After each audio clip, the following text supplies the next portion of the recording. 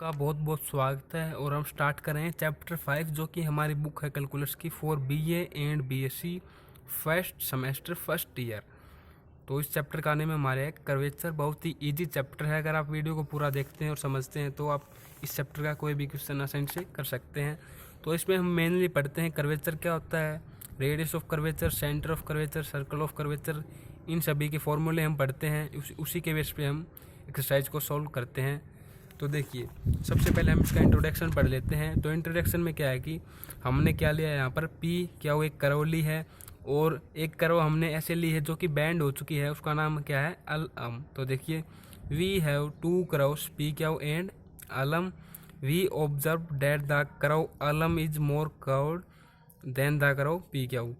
हमने ऑब्जर्व किया कि जो कर्व पी क्या वो है और जो कर्व अलम है उसमें अलम ज़्यादा क्या है कर्व्ड है। कर्व्ड का मतलब यहाँ पर क्या है, बैंड मोर शार्पली। तो देखिए, in this section we shall find a formula to measure the property of being curved. इस बीइंग कर्व्ड मतलब कि जो ज़्यादा कर्व्ड है उसको मेजर करने के लिए हम इस चैप्टर में फॉर्मूले पढ़ते हैं। और जो हम फॉर्मूले पढ़ते हैं उसको देखिए, the numerical measure of the sharpness of the bending of A curve at A point. हम जिस पॉइंट पे न्यूमेरिकली मेजर करते हैं शार्पनेस ऑफ बेंडिंग कर्व, तो उसको हम कहते हैं is called the curvature of the curve at that point. तो अब समझते हैं कि कर्वेचर हमारा क्या होता है और इसके पार्ट्स के बारे में। तो सबसे पहले हम करेंगे कर्वेचर। तो देखिए, सबसे पहले यहाँ पर मैं क्या ले रहा हूँ, कर्व ले रहा हूँ। तो ये मैंने एक बड़ी कर्व ले ली। अब मैं एक और कर्व ले रहा हूँ यहाँ पर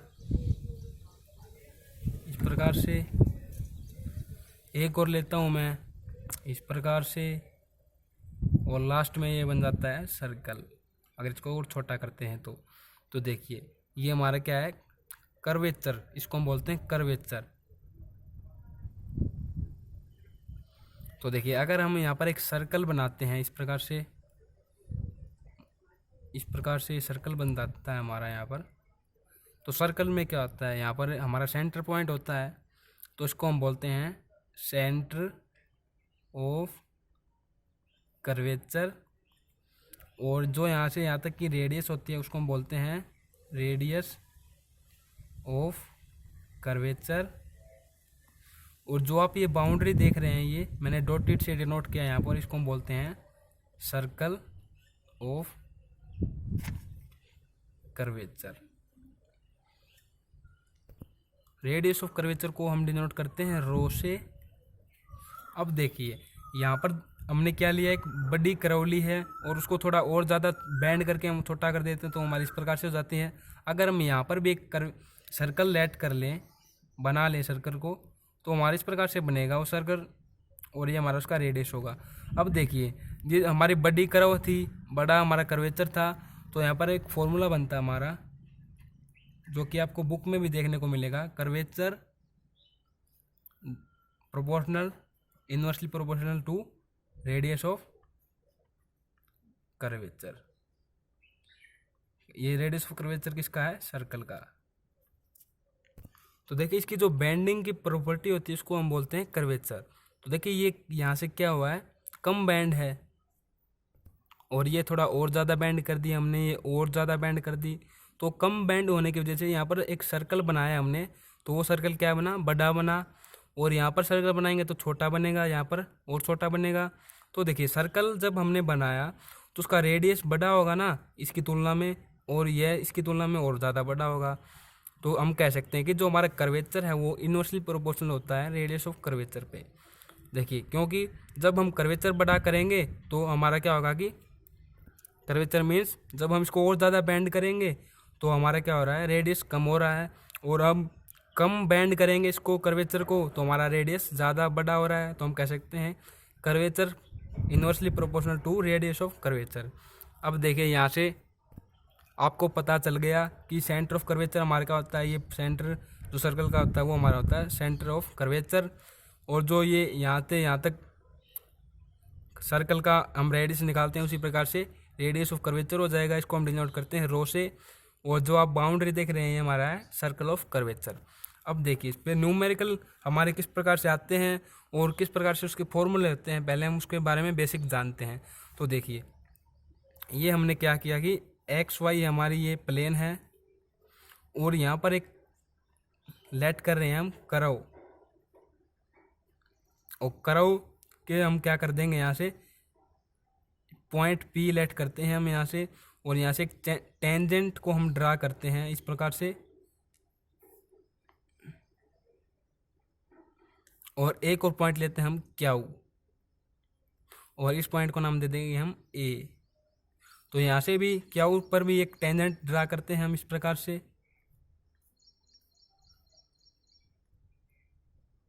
देखिए जो एंगल है यहाँ पर हमारा यहाँ पर इसको हम नाम दे देंगे साई, और जो ये एंगल बन रहा है यहाँ पर इसके रिस्पेक्ट में एक्स के रिस्पेक्ट में ये हमारा हो जाएगा साई प्लस डेल साई।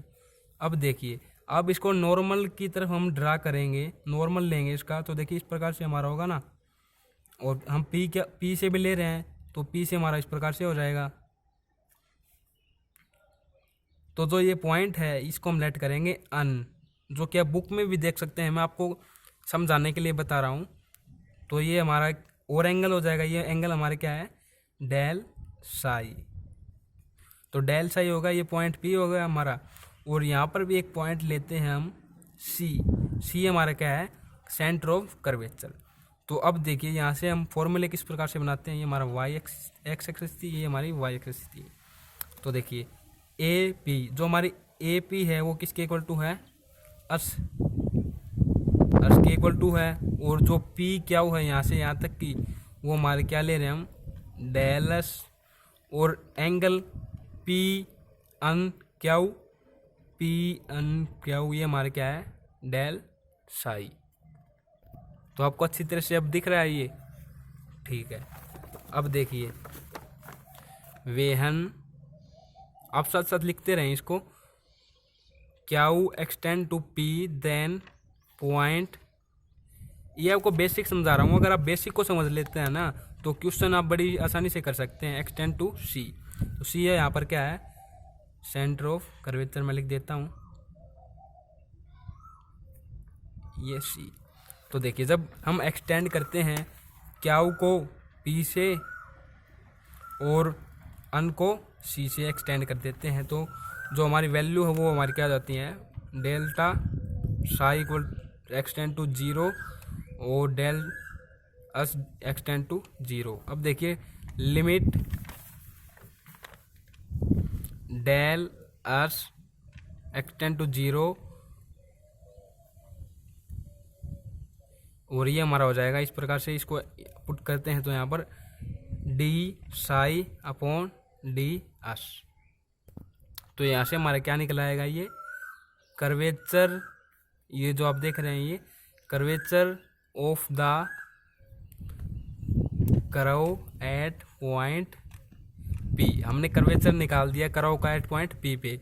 और देखिए जो हमारी ये वैल्यू है ना D psi upon D S, इसको हम डिनोट करते हैं के से, के हमारा होता है काप्पा, या आप जो कुछ बोलना चाहते हैं वो बोल सकते हैं, इसको हम मेनली क्या कहते हैं काप्पा। और जो 1 अपॉन के होता है ना, यहाँ पर हम लिख दें 1 अपॉन के, तो 1 अपॉन के हमारा क्या होता है 1 अपॉन कर्वेचर। कर्वेचर किसका है, मान लो कि रेडियस ऑफ कर्वेचर, और इसको हम डिनोट करते हैं रेडियस ऑफ कर्वेचर को। आप साथ साथ नोट करते रहे, अगर आप नोट करेंगे और बाद में आप समझेंगे किताब से तो आपको बड़ी ये समझ में आएगा। तो इसको डिनोट करते हैं हम, इट इज डिनोटेड बाय रो, इसको हम रो से डिनोट करते हैं। तो यहाँ पर जब हम रो लिखेंगे तो रो हमारे किसके इक्वल टू आ जाएगा 1 अपॉन के। तो जो वैल्यू हमने ये अभी की है ये अब क्या कर रहे हैं पॉइंट पे डिपेंड कर रही हैं, वो पॉइंट हमने क्या लिया है पी। अगर हम इस पॉइंट को चेंज कर देते हैं तो ये भी चेंज हो जाती हैं, लेकिन इसमें हम पॉइंट पी के साथ ही करते हैं। अब देखिए अब हम पढ़ते हैं किसके बारे में, तो थोड़ा सा बेसिक था ये हमने कर लिया यहाँ से। अब देखिए रेडियस ऑफ कर्वेचर के बारे में हम फॉर्मूला पढ़ते हैं कि किस प्रकार से फॉर्मूला बनता है रेडियस ऑफ कर्वेचर के लिए, और किस प्रकार से हम उस फॉर्मूले से क्वेश्चन को सोल्व करते हैं। तो देखिए formula for radius of curvature, तो 2 लाइन मैं यहाँ पर लिखना चाहूँगा ताकि आप समझ सकें। Let y equal to f x एक फंक्शन है, बी एक curve, and let tangent of curve at point P makes angle psi with x axis, then by definition of derivative. ये आप समझ रहे हैं, केवल ये आपको क्वेश्चंस में नहीं लिखना है, ये सब कुछ मैं आपको समझा रहा हूँ कि फॉर्मूले किस प्रकार बनते हैं। तो ये देखिए, उसको जब डेरिवेटिव करते हैं तो क्या हो जाता है, d y upon d x, और हम टेंजेंट के थ्रू करें तो हमारा हो जाएगा टेन साई। तो देखिए आगे क्या होता है, ये इसको हम डेरिवेटिव करते हैं अगेन, इसी को इसको d y upon d x equal to tan psi को, ये हमारी इक्वेशन फर्स्ट थी, तो ये हमारा हो जाता है डी स्केयर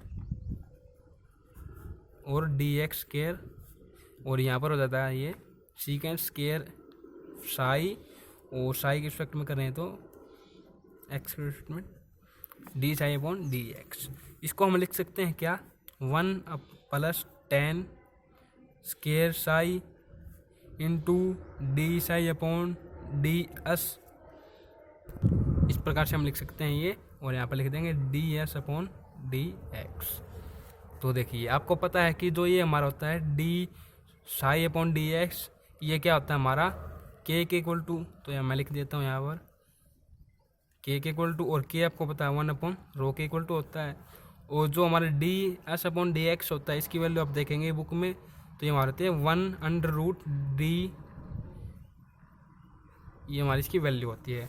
तो इनको जब हम यहाँ पर पुट करते हैं तो ये हमारा ये d square y upon d x square हो जाता है हमारा 1 plus d y d x square 1 upon rho √1 plus d y d x का होल स्केयर।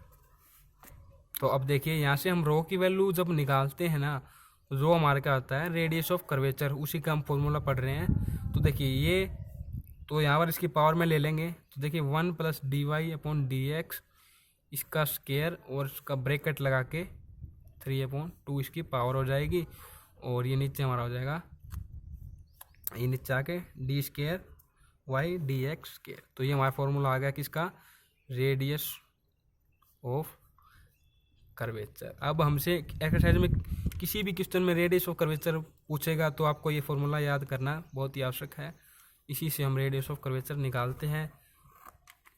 हम क्या करेंगे कि d y upon d x की वैल्यू निकालेंगे, d square y d x square की वैल्यू निकालेंगे, और इस फॉर्मूले में पुट कर देंगे एज इट इज़, तो हमारा वो आ जाएगा रेडियस ऑफ कर्वेचर। अब हम पढ़ते हैं centre of curvature, centre of curvature. तो इसका फॉर्मूला हम किस प्रकार निकालते हैं वो देखिए। तो 2 लाइन यहाँ पर भी मैं लिखना चाहूँगा ताकि आप अपने नोट्स बना सकें और उसको समझ सकें। Let y equal to f x be the given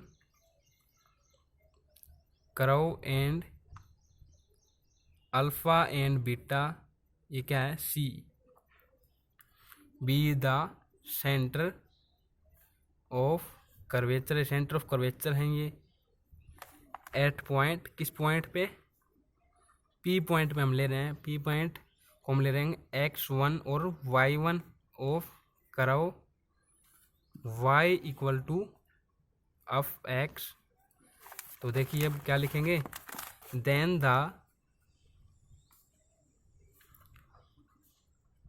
then value of alpha and beta are given as, तो देखिए अल्फा की वैल्यू, इन वैल्यू से ही हम निकालेंगे सेंटर ऑफ कर्वेचर। अगर हम अल्फा बीटा की वैल्यू निकाल लिया तो समझ लीजिए हमने सेंटर ऑफ कर्वेचर निकाल लिया। तो अल्फा का फॉर्मूला हमारे क्या आता है, x1 minus d y upon d x into 1 plus d y upon d x का होल स्केयर, अपॉन में केवल इसके अपॉन में, इसके अपॉन में नहीं।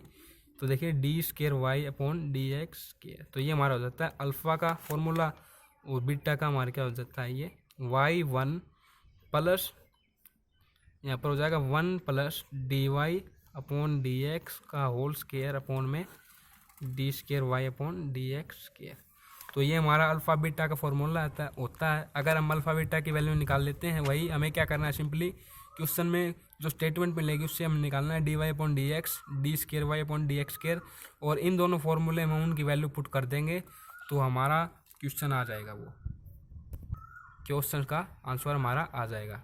अब देखिए हमें लास्ट फाइनल करना है क्या, सर्कल ऑफ कर्वेचर। उससे पहले रिमार्क हम लिखते हैं यहाँ पर एक, जो कि आपको ध्यान में रखना है, d y upon d x and d square y upon d x square are calculated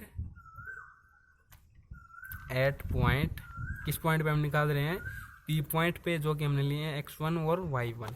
अब देखिए बाद लास्ट फॉर्मूला हम पढ़ रहे हैं सर्कल ऑफ कर्वेचर का।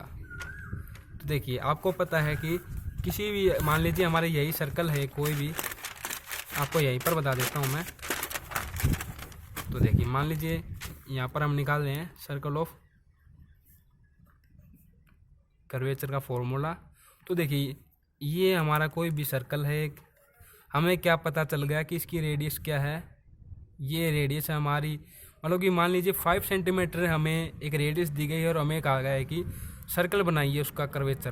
तो हम सर्कल ड्रा कर सकते हैं ना, उसी प्रकार से हमने रेडियस भी गिवन है और हमें रेडियस ऑफ कर्वेचर गिवन है और हमें सेंटर ऑफ कर्वेचर निकाल लिया, तो हम सर्कल ऑफ कर्वेचर भी आसानी से निकाल लेंगे। तो सर्कल ऑफ कर्वेचर का जो फॉर्मूला बनेगा ना, वो फॉर्मूला क्या होगा हमारा, x minus alpha square plus y plus minus beta, beta है यहाँ पर, whole square equal to rho square. तो ये हमारा होगा सर्कल ऑफ कर्वेचर का फॉर्मूला। इन्हीं के बेस क्वेश्चंस हैं। आपका बेसिक मैंने क्लियर करवा दिया है। बेसिक में हमने सभी क्वेश्चंस के बारे में पढ़ लिया कि 3 हमारे क्वेश्चन आते हैं, किस प्रकार से आते हैं। देखिए फाइंड